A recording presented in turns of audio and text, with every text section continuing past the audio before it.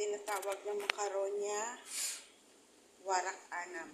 Yung ginisa ko po siya sa bawang, sibuyas, yung grape leaves, pinalambot, yung oil ko po, olives oil, tapos linagyan ko siya ng paminta, lemon,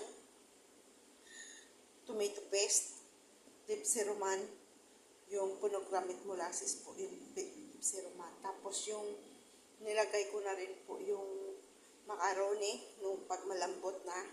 At saka ang sauce niya po, yogurt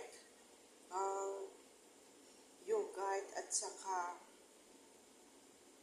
sesame juice, lemon, paminta. At saka po, ayan na. Ilagyan po natin ng bread, Arabic bread sa bawang. Ayan na. Thank you for watching. Masarap po yan.